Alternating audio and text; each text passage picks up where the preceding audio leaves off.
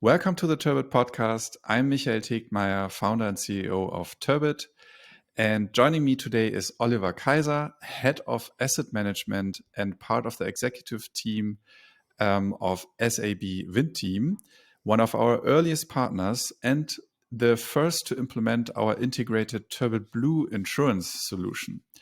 SAB manages a significant portfolio of wind assets across Germany and I think also France, and has been at the forefront of adopting a data-driven approach to operations and maintenance. Hi, Oliver. Thank you for being here today. And I'm looking forward to diving into SAB's journey and sharing your experiences with our listeners. Hi. Yeah. Hello, Michael. Sorry, Michael. It's better since we're in English. Thank you very much for the invitation. And I'm really looking forward to discuss with you our approach and our experiences we had so far with Turbit and all the ideas around it. Cool. So, Oliver, maybe it's nice if you give a short introduction about yourself and maybe also SAB Wind Team. Yeah, I'm Oliver Kayser, working at SAB Wind Team for more than 6 years now, heading the asset management department, as you already mentioned. In a broader perspective, I'm part of the industry for roughly 20 years, part of it in the downstream business, so to speak, because I started my professional career as a trainee in a very conservative, traditional municipality company, which later became part of a pan-European utility. But then with an intermediate step in the capital goods industry, I found my way to the right side of the story, to the wind industry. First of all, I worked for an OEM, mainly in financial communication. Then for another intermediate step at a financial investor, also being heavily invested in solar, wind, hydro, before I was approached by a former colleague, so from a network contact to join SAB to work finally more on an operational basis, more with wind farms as such, and that's I think a pretty good fit if you have a general overview of different parts of the value chain. And now I'm able to bring that into our operating fleet, which is ever growing. So SAB, as you mentioned, is active in Germany as well as in France.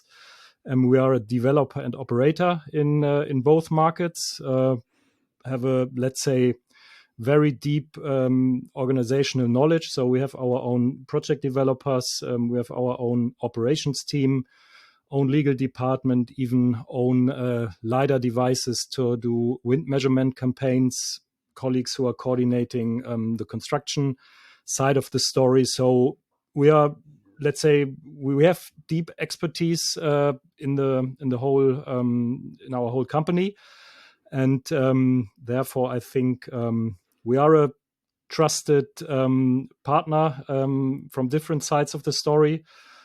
We know what we are doing, and I think a bit outstanding, or at least a kind of differentiator to our competitors in the project development field is that we have a develop and hold approach. So what we want to do is to keep the assets in-house for 20 plus years, and therefore we are pretty interested in, let's say, getting the best out of the turbines, doing or trying to help that the wind farms are doing what we promised to banks, insurers, landowners, our founder, which is still a managing director of the company.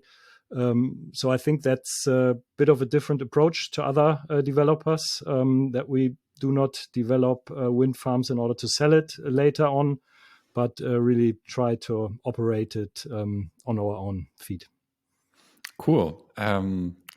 Oliver, I was thinking to ask you the question, like, how was the operations and maintenance of wind turbines like 10 years ago when you started, and when we didn't even know about each other? Yeah. Like, how did it look like, maybe for for an idea. Yeah, I haven't been with a company since 10 years, but nevertheless, I think 10 years ago, SAB took the decision to insource technical operational management.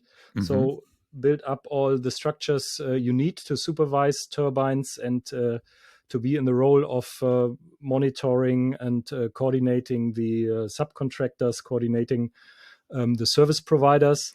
Then, while the whole industry became more complex in different angles, another layer was integrated, which is asset management. So that we are able to work on a more portfolio-based approach, trying to standardize certain contracts, the way how to deal with your subcontractors, especially the OEMs. So mainly we are still working with the service parts of the OEMs, which we are operating. But as said, the industry became more complex. Technology got more complex. We've seen opportunities in the electricity marketing as such. So therefore, specialization is key, and let's say that was one thing why we took the decision to do a little bit more than just looking at the screen of a let's say standard operational software. Okay, so in other words, you were highly specialized on one thing, and then you did more and more things in one firm, and everything got more connected, I guess, the departments, the tasks, etc. That's right. We got new colleagues on board, bringing new ideas, having seen different angles of our industry. I think that was also the entrance door for you as Turbit. And luckily, our management is giving us enough headroom to work on new things, to try out certain ideas, certain devices, whatsoever. And I think nowadays we are really benefiting from that. And I think this is how we also met. I think very early in the days. Must have been. Please correct me here. Something like even 6 years ago, the first contact. Yeah, that could be. That could well be. And I remember that you guys were asking about LiDAR measurements and how you can maybe use AI to make the data better and whatever that means. Yeah. And then we were talking a lot together, and you realized, oh, we do a little bit more than that. Yeah. Maybe from your point of view, what was the reason you reached out to us or to a firm like us? Yeah, I think you do remember it right. Although it's 6 or 7 years, it has been 6 or 7 years since we had been in contact. So we all know our industry. It's maybe not a small family. That's a bit too romantic, I think. But it is at least a small village where you know a lot of people, where you know whom to ask, and that was the case here. So a former colleague of mine, as well as a former colleague of yours, brought us together back then because we had two wind farms which were underperforming from our point of view, and also which were under, let's say, more monitoring, more supervision from the financing bank. And they said, okay, what's wrong there? You are not reaching the yield assessment figures. And then we started with, as you rightly said, with LiDAR devices on top of the turbines to see, okay, do we have anything in the, let's say, on the technological side as such? But the LiDAR device was not covering so much, or we had some problems there because turbines stood, let's say, or were positioned in the field that the data was not sufficient enough. So therefore, we spoke to each other. You did a pitch with your, I don't know if it was the second or third version of Turbit back then. But then we found together, set up a pilot project, and analyzed the data of the pretty complex wind field. To be honest, so we are operating 28 turbines in that wind field, 18 directly, 10 on a, let's say, corporation side of the story. And then we have another, well, at least 15 smaller turbines in the field. So it's a complex wind field as such, with wake effects and stuff like that, which couldn't be figured out with the LiDAR devices. But we thought, okay, give it a try. Let's have a look if there's anything wrong there in the turbine technology. And in parallel, and I think that was, mind my words, a bit of pain in the ass for you. We did a back testing with another set of data, because we had a rotor bearing failure in another wind farm with a downtime of at least half a year.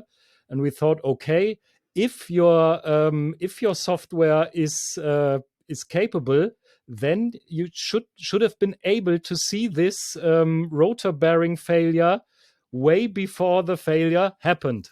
Yes. And maybe you can tell the audience how long it takes to do this back testing. But I think this back testing experience or result, that was really the key driver to took the decision to work together. Yeah. So we analyzed the data and we found out that this bearing issue was manifesting in higher temperatures of the rotor bearing, actually 6 years before it happened, this problem. And I think that was quite a good argument for the team to start a more intense collaboration. But it's interesting. You sort of came from the idea, I have a real pain. I really have a problem in a wind park. I don't know why it's underperforming. So you were looking for vendors. We came together. We always got along really well because we are both super technical, both teams, and we understand that it's not so easy. You cannot just look at a power curve. No, you need to look into different wind directions, different conditions of wind speed, turbulence intensity, wake situations, etc. So we came together there, and we had a quite new approach with AI here. Yeah. And then, as you said, we looked also into temperature data, and then that was the moment to start more like a regular collaboration, not like just one project. Yeah. Cool. So maybe to give the audience an idea of the figures, we have currently 75 turbines under monitoring with your system, converting into 200 megawatt of installed capacity. And the turbines which we are monitoring are to a large extent 8 to 15 years old. But we have also our first, let's say, 5 megawatt turbine equipped project under monitoring. So today it's a broad range of different sizes, different ages, as well as different OEMs. Yeah. And I remember when we started working with your operations team, it was also not so easy to convince people that were doing this job for a longer time. So I remember one of the challenges was changing also their workflows and getting trust and belief that an AI can do something the same quality as you did on a maybe weekly basis. Maybe you can tell us a little bit more about this and how you overcame these challenges. Yeah, that was, I think, the trickiest part of the story, really, to convince technicians, and they are really technicians at heart, sometimes 15, 20 years in the industry, former service technicians. And if then, let's say, more academical people, let's phrase it like this, came up came up with a new idea and say, okay, let's try this. Let's see if this works. There is a natural skeptical attitude towards that. So that took some time. I think this exercise with the back testing was one element, and then over time we have seen different occasions where we really have seen or have figured out cases or incidents which were made transparent by the AI rather than that colleagues are diving into SCADA data. Yes, you could have seen it in the SCADA data, but who on earth is looking at SCADA data of, as I said, 75 turbines and more per day? That's not possible. Yeah. Or you need a really huge workforce, and everyone in the industry knows how crucial it is to find experts in this industry. So step by step, they have noticed, okay, AI is not an enemy, is not something which is where my job is at risk. It's more a tool, and it's more an, let's phrase it, electronic helper to figure things out. Yeah, that's so true. And it took quite some events to feel this really and to really understand this, I think. And I remember one moment where we were looking into an error of a turbine or in a lower power production of maybe something like 5%, not much. In the beginning, and in higher wind speeds, maybe a little bit more. And yes, you could have seen that if you would have looked at power curves on a weekly basis or something.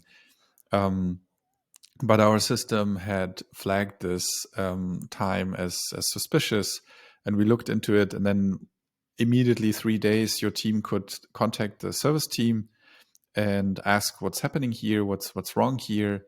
And then, funnily, the service team was doing some maintenance in the pitch system, and there's an offset that you can set to debug something basically on the pitch system, and there was a 6-degree angle that they were playing around with, but after the maintenance they just forgot to put it back to 0, so the whole turbine was running with 6-degree offset, although it shouldn't have, for several days. And true.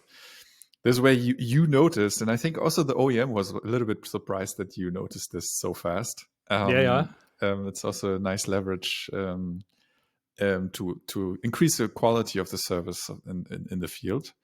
And then they drove back and identified the problem. Oh yeah, we forgot to put back the offset, and everything was fine after I think 1 week or something. Yeah, that's right. So we, let's say, minimized the losses, which could have been way more if we wouldn't have had a kind of alarm system, a kind of monitoring. So it can also be these small things, or just to mention another occasion where we also had an over temperature, where we figured out that it was simply a filter which was not the newest anymore. So the filter was changed during the next service interval, rather than having a larger downtime due to a more severe problem. So it can be smaller things, and I'm sure if there are any prospects or any lead or opportunity customers from you, that's the way to start. And obviously, our technical colleagues from time to time ask, "Oh, when is the AI figuring out a real problem?" And then we said, "Oh, Well, I think we are lucky that they do not figure out a real problem, because we want to be in front of the wave or on the wave rather than behind it. Yeah. And I think that's also something which you need to emphasize again and again and again to decision makers and to the ones who are working with the system, that it's not about finding the big problem, it's more about avoiding the big problem and big downtime. And I think this is such a great and important point you're making here. If you are looking for the big damage and you want to prove that AI can find the big damage, you're Yeah. looking at the wrong thing. Yeah, What you that's right. want is that AI finds all the tiny small things, Yeah, details that potentially lead to a big problem. So that's if right. Yeah, AI does a good work, it's only finding the boring stuff, yeah, and you will that's be right. quite Yeah, disappointed by it, because if you always find the tiny things and you immediately repair them, then you will never have the big thing, or very yeah, rarely. yeah, and that's and true. and AI is very much capable of finding also the big things, but they just happen less if you work with AI. Yeah, true. Yeah, it's quite interesting. So there's like this effect that when you start looking into the data and everybody knows that you as an operator are looking into the data, also the service starts behaving a little bit different. I think you also noticed that in your quality Yeah, of things. that's right. So what we've done is we had been very transparent with the OEMs and with the service organization. So we said, hey, look, we have an additional monitoring system, or we have an additional AI system to supervise certain parts of our portfolio. So be aware of notifications, take them serious, and we try to be transparent and open. And at the end of the day, it's collaboration. Everything is interested in high availability turbines which are producing and so on. So we tried not to. Yeah, I think it's always tough at the beginning that your partner does not see it as a threat, but sees it as a helper as well. And I think we are on the right track there. Of course, you have changes in your contact partners, in the ones who are dealing with you on a day-to-day business, and maybe you need to describe it again and again. But we've seen that our OEMs, that are our service partners, have accepted the system, have accepted the notifications, and trying to follow what we are sending over. Yeah, I think it's another important point that you're making here, that you need to build trust with your service partner, and Yeah, that does not work in a way where you just blame the service. Hey, why didn't you find this? And pressure, yeah, pressure, pressure. Then of course they don't react to it. But if you put it in a way that, hey, we have this new tool here, we are now looking into it. We might be wrong, although in most of the cases we are not. But here's yeah, an idea of what you could do next time you're on the turbine. Then they realize, oh, that's true. They were yeah, right, and then they get trust, and they don't. And it's a collaboration. They also have a benefit of it. yeah, And true. then if you have a system that's really working and giving a good output and low false positive rate, the relationship with the OEM really works. And a lot of people ask us, like, but what if the OEM doesn't react? Yeah, it's then not in the interest of the OEM or the True. service Yeah, not to react in the end, because yeah, they have a huge benefit. yeah, and I think they've understood that we put some work on that beforehand. So we do the weeklies with your team. We do the internal classification. We double check if there were some grid outages or events from the direct marketing company, for instance. So it is, let's say, pre-classified events that we are handing over. So people have made up their mind of the classifications we are notifying. and therefore the OEMs and the turbine manufacturers see that it's not the boy who cried wolf story, but it's really to take it serious what we're sending over.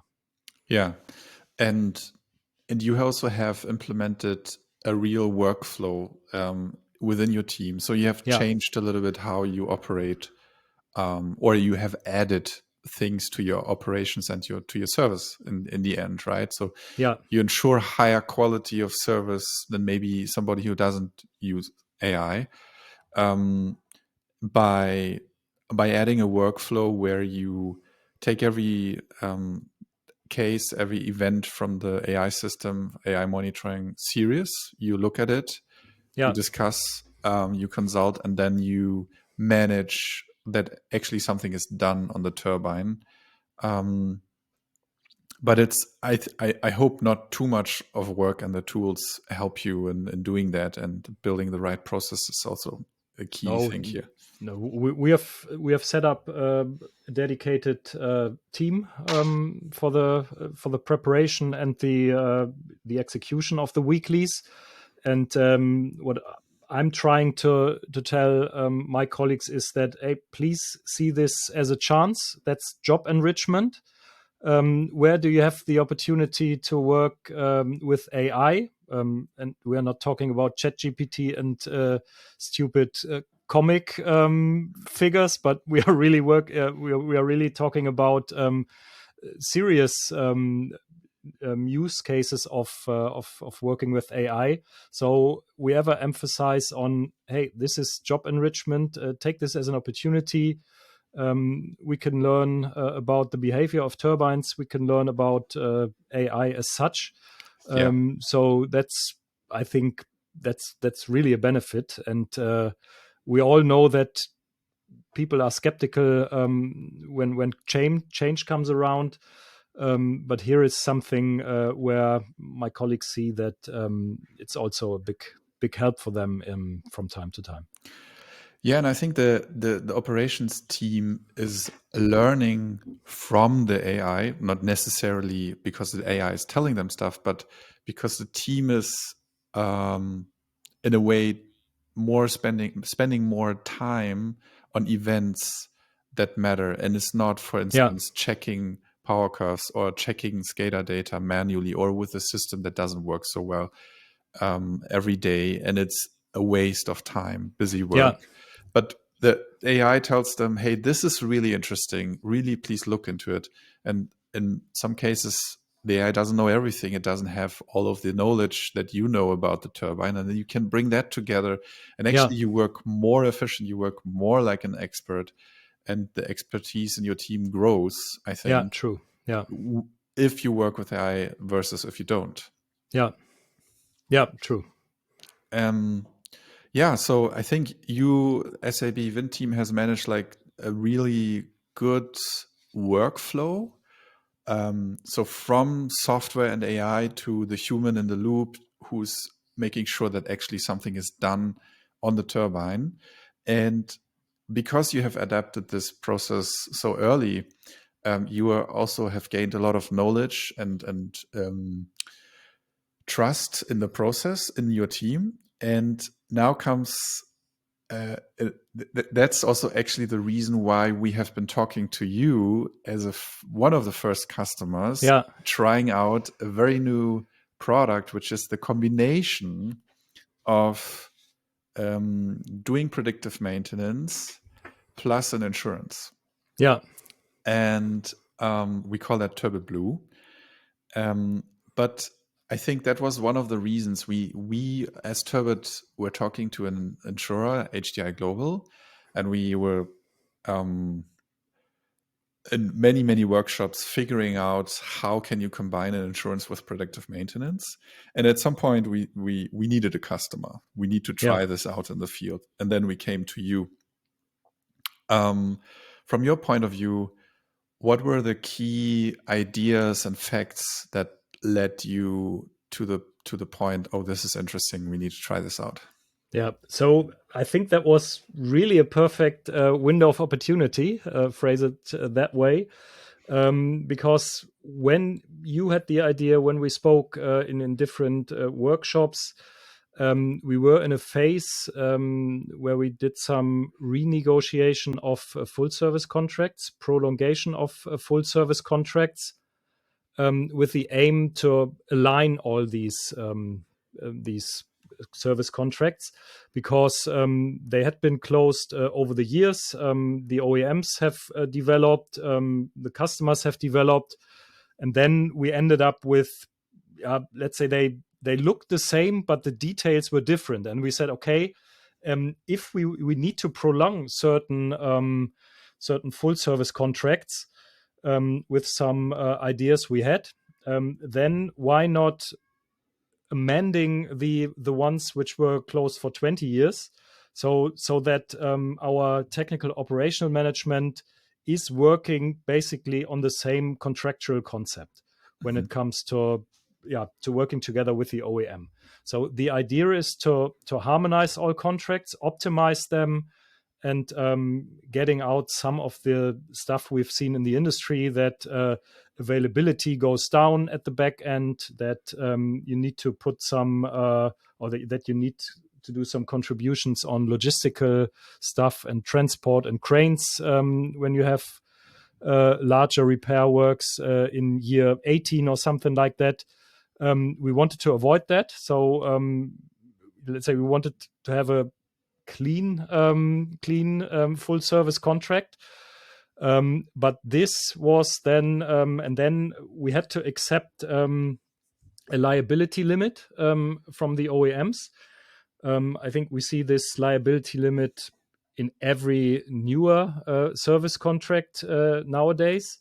But back then it was unusual. So, okay, the idea was we managed to get a contract which fits to our needs, but we had to accept this liability limit.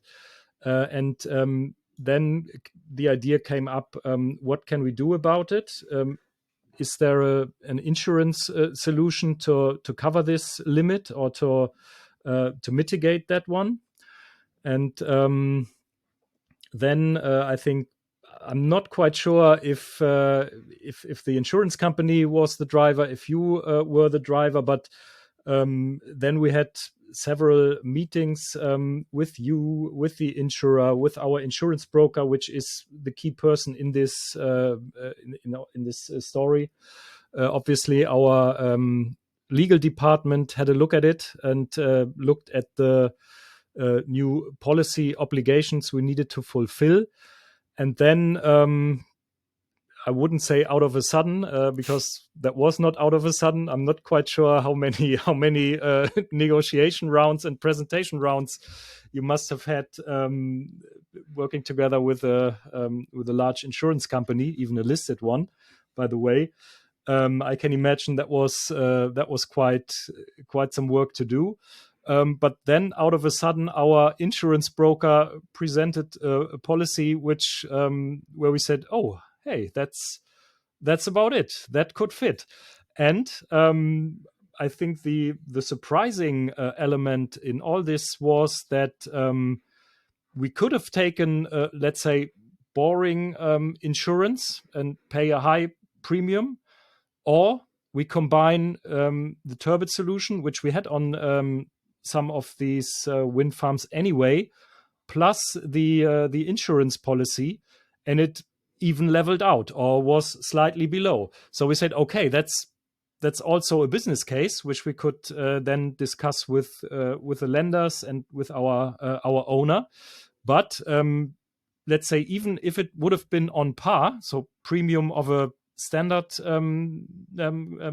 insurance policy, and modern insurance policy plus the fee for the Turbit services, even then, I think the one with the Turbit Blue approach is better, because you have the visibility which you wouldn't have had with a, let's phrase it, normal insurance policy.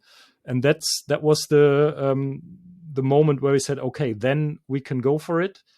Then we can close this new concept, and then the work began for our legal department and the insurance broker to work on all these contracts. But then at the end of the day, we found an alignment.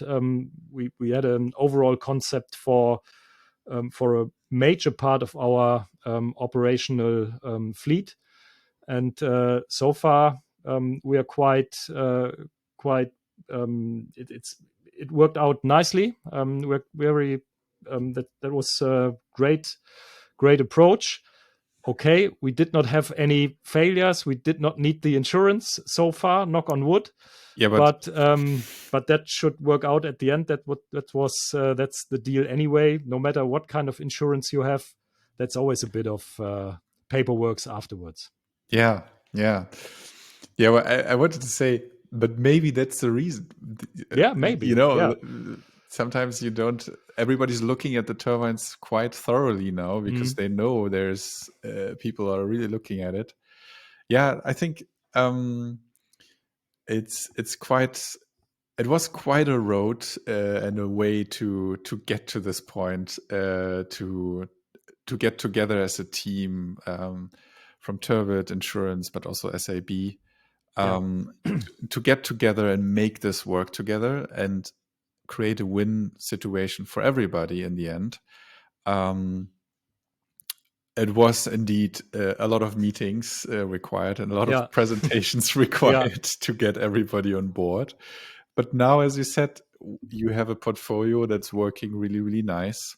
Maybe because of it, we don't exactly know, but you have you look at the turbines in a much more thorough way. So what you did is you closed the gap that the new full service agreements were leaving behind with this insurance. The gaps were not so high, as I remember, as they are maybe today, even with new full service agreements. It was still okay. So we ensured that remaining gap, but to way better conditions as if you would have had, and you talk to your broker, to other conditions in the market. Yeah, true. And I think that's quite remarkable. It's something new. Towards the bank and the bankability of a project, everything stays the same. Yeah. The risk profile stays the same, but the risk profile is moved more towards insurance and away from OEM because they don't want to take that risk any longer. And the enabler, the catalyst of all of this is the AI and the process that you created in your firm. And I think this is also why the insurer never had doubts that this is going to work, because you have this workflow. You have shown that service teams are reacting to you. You have shown that you understand how to work with the AI, and all of this together, you have been the first trying this out, in the end benefited in better contractual situation. And I think this is quite remarkable. Yeah, and transparency, because without AI, we wouldn't have noticed certain things, like the pitch angle, which has nothing to do with an insurance, which is really an add-on in this overall system. And we've learned a lot in, let's say, doing the classification, going through cases, discussing matters with your experts. You are able to combine certain cases from other suppliers, although we are not sharing the data to build the bridge to data and all the ideas around that. I think we come to that in the next step. But I think that's something we need to understand, that the AI as such and the machine learning is based on our portfolio, but nevertheless you are able to transfer your knowledge from comparable from similar turbine types to us, and gave input in classification, because you've seen a lot of downtimes and a lot of events, and so I think that's also a benefit, that you do building up your know-how in different ways. Definitely. I mean, in the end, we are all learning as a team. We Yeah, have better tools at hand now, and we just increase the quality of service, the quality of operation. And I think, yeah, you can say that with SAB Wind Team, you have a um, way better operation and maintenance than you would maybe find with somebody else, yeah, because you have established this process. And by the way, it's insured, yeah. literally True. insured. Yeah, true. Yeah. So Full stop. yes, full stop. I think I don't have to say anything more. So as now we said some several times that risks are rising in many dimensions. One is, for service teams, it's harder to get personnel. Um, the other is turbines are getting older. The other is turbines are getting bigger, and thus downtime is more costly. All this leads to higher risks, and this gap of liability caps in the full service agreements, if you can still call them like this, Yeah, um, it increases. So yeah, the part of the insurance potential, if you want to insure this, versus the actually full or the service contract, is increasing. And that also means this is an industry trend, and that means you need to look into more and more potential failure cases uh, in the turbine. yeah, And here comes a really good opportunity that we want to discuss today as well, which is the EU Data Act. So the EU Data Act is actually changing starting from September 2025. So I think now it's June. It's only several months until this yeah, will actually be in place, and the law is in effect.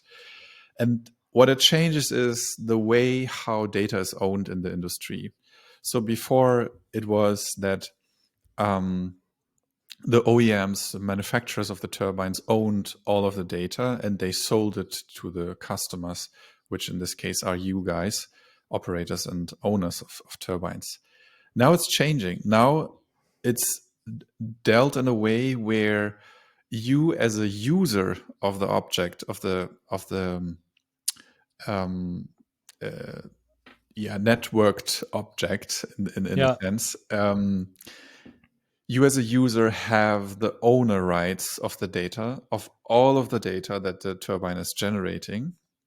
And this enables you to do several other things. And this is why we here as a team want to highlight the importance of the good application of that law, because this enables us now to make wind work in a way that it has never been before, because we have this increasing gaps, and with more data we can find more turbine issues.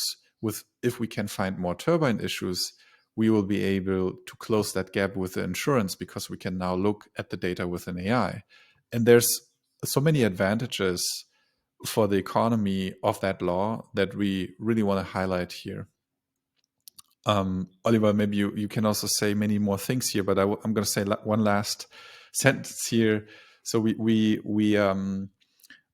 founded this group. We call it Daten stärken Wind. So data makes wind strong.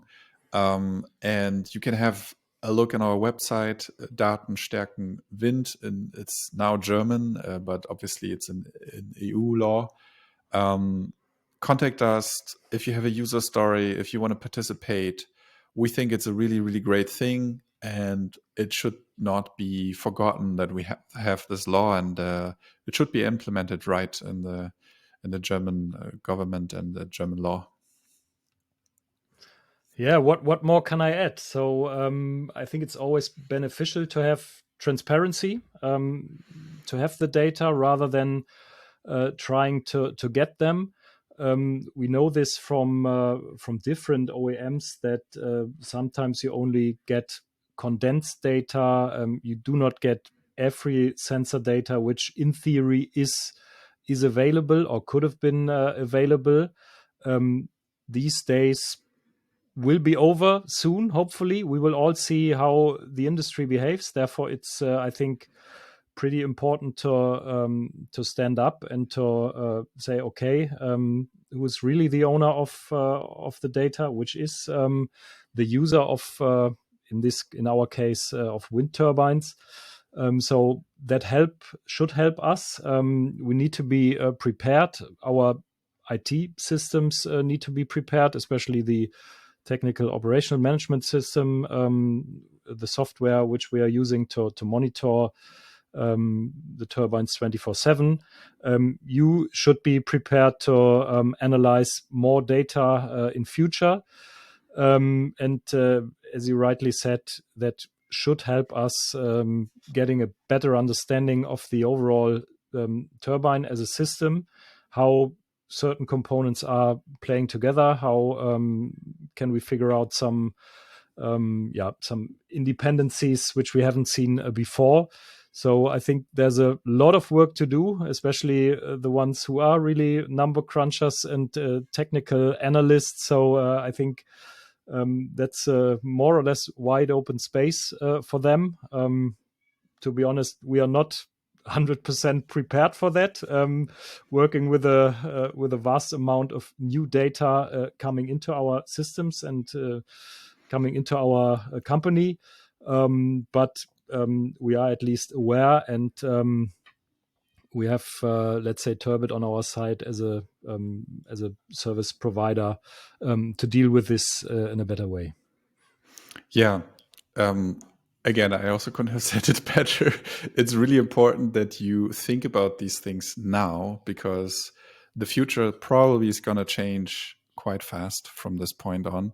The way how we operate wind turbines will maybe change faster than we think. Oliver, what's your vision of the future, maybe 5 or 10 years looking into the future? How will an operator of wind turbines work in Germany and France? That's something, that's a huge question.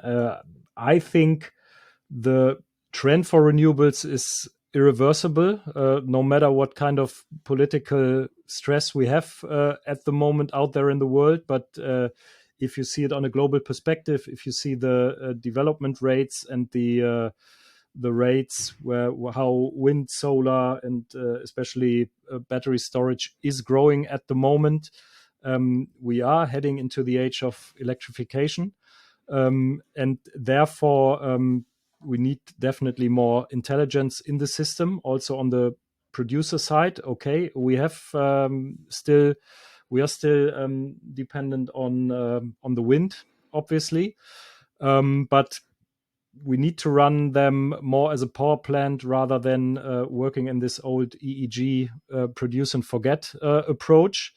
And then I think it's definitely an interplay of different actors. So we've seen first offers in the market to take part in a more balancing power market with wind turbines, which can be forecasted better than others.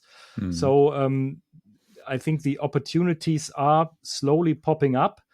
But I think even more so if you are working on a transparent basis, if you have a really a data-driven approach. So I think that's key, that we are not just producing and try to rely on a feed-in tariff somehow, and that's it, but really see us as a player in the overall energy system. Yeah, but it's a way to go. Definitely. Yeah, interesting. So you're saying that being a wind turbine operator, like the amount of tasks probably are increasing. This is also what I think. Yeah. So you need to digitalize these tasks. You need to automate things. It's not getting easier to get high qualified personnel. So you need to bet on software and systems. Yeah. And then the energy market, if I would really be able to foresee how that will look like in the future, I will probably make a lot of money with it. True. Yeah. In the end, it's hard to foresee, but I think what I think many people are underestimating how cheap renewable energy is.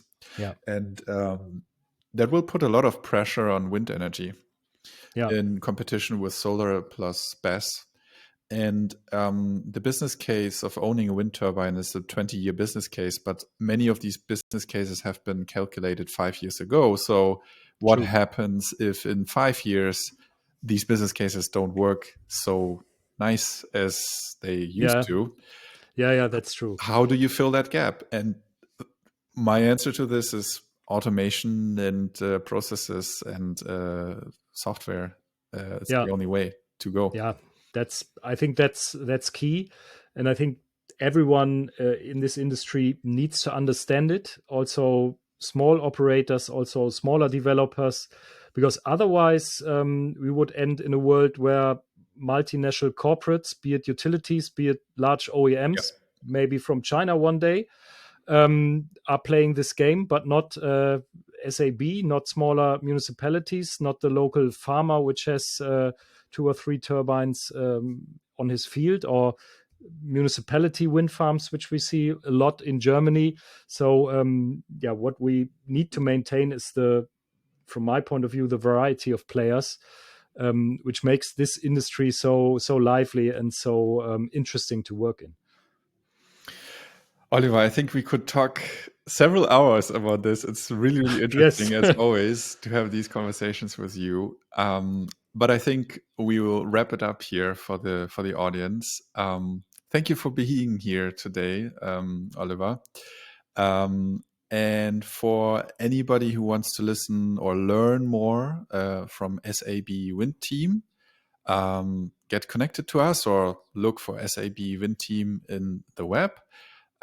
Also another remark on the datenstärkenwind.de, where we are forming a group about the EU Data Act and its use cases in the wind industry. We think it's a great law and it's really benefiting a lot of people in the industry. And please join us there. And of course, as always, thumbs up if you want to this podcast. There's going to be many more episodes. And thank you so much, Oliver. Yeah. Thanks a lot. Was a pleasure. Really. Thank you. Yeah. And see and hear us next time. Yeah. Thank you very much. Thank Bye. you. Bye.